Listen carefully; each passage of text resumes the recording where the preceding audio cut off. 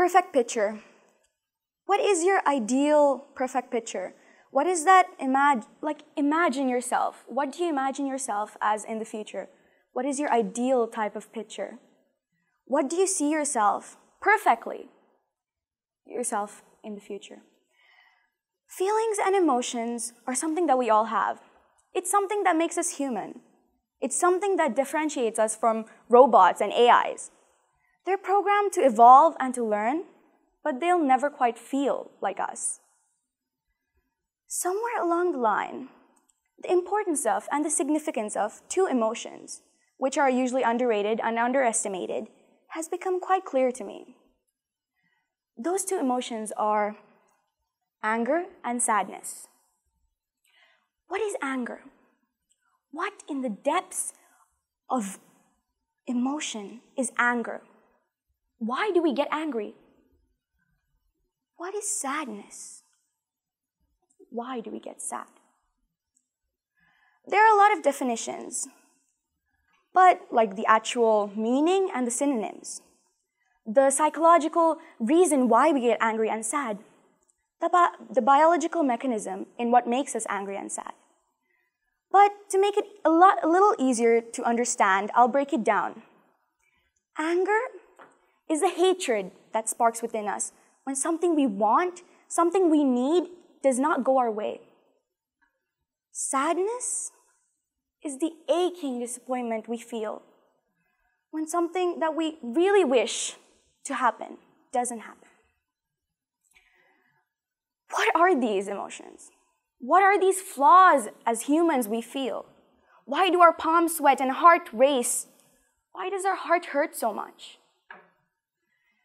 As humans, we must understand that not everything is in our control. Everything changes. Buildings, machines, roads, and especially people.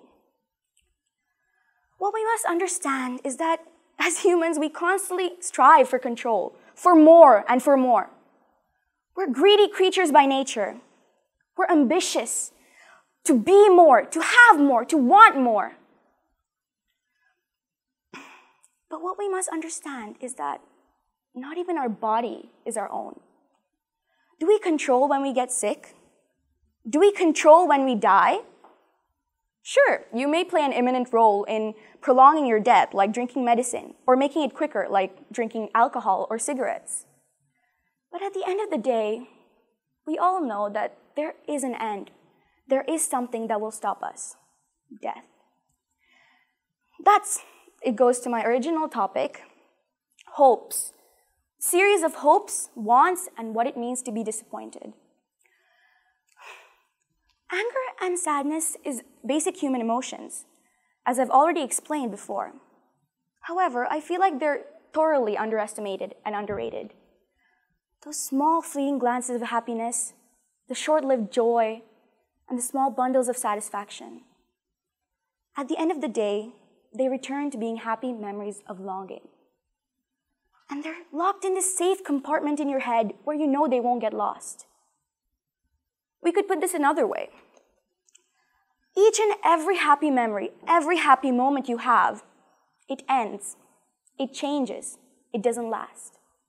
We get sad because it doesn't last. We expect it to last, but it doesn't. These are fleeting moments, and they're temporary. Life leads to death. Being born equals to one day dying. Loving leads to heartbreak. Bonding equals to breaking. They're inevitable. They're universal laws and rules. And nothing you say, nothing you do, no matter how much you want it to change, it won't. So what's the next best solution? Cut it from the roots. Cut it before that hope and that expectation roots deep in our heart. Cut it before it integrates with us. Cut it before it becomes too big. Cut it from the root before it weeds. If you don't want happiness to lead to sadness, if you don't want health to lead to pain, if you don't want life to lead to death, cut it from the weeds, cut it from the roots. It sounds much easier to say than to do. Cut it from the roots. Cut it before it weeds. Sure. Unfortunately, we can't. We must understand that life, nature has a balance. There's good, there's bad. There's light, there's darkness. They balance each other out. They coexist with each other. They codepend on each other. If one doesn't exist, the other cannot be found. Hopes and dreams, ambitions and greediness, they are what moves us forward today. Innovation and development, they are what creates a step forward. They are what moves us today. Although expectations can be overbearing and hard to shoulder yourself, they are what makes us better. They create a brighter society, brighter future, brighter community, because you always want more. You strive forward, you control, you want more and more. However, it's like when you analyze Macbeth. The central theme of Macbeth is ambitions. But in the book, it seems as if it's something that slowly eats away your soul. It's something that crawls upon your body and just gets off. But really, in life, ambitiousness is needed. It's what creates a better society. It's like a step, and it's what helps you move on that step to that goal. Hopes and dreams, they're needed in a society, especially like this one. In a century where 6 out of every 10 people have a mental illness. They are what forces us to breathe one last second, moves another day.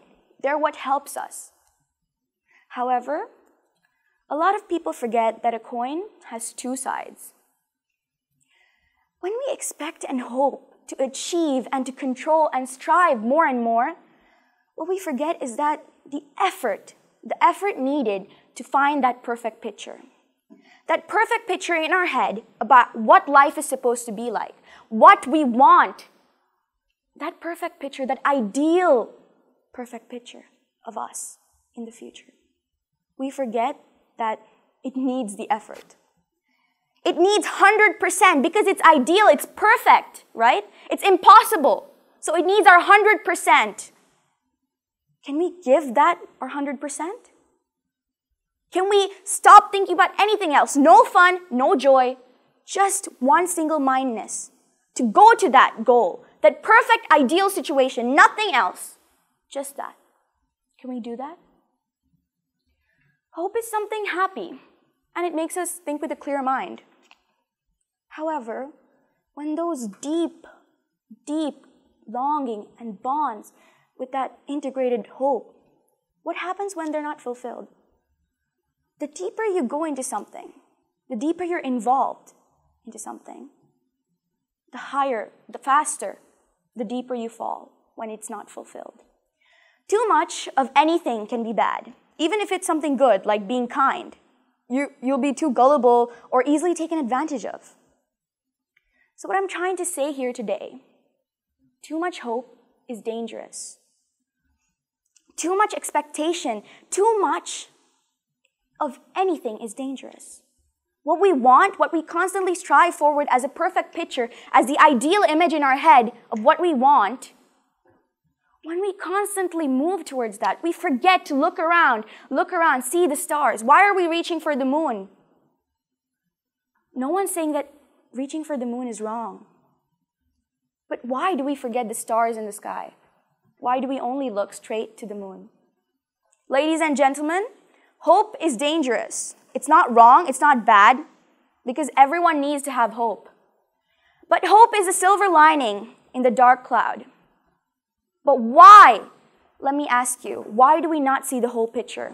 Why do we not see that hope is dangerous and our perfect picture, although ideal, is impossible? Thank you.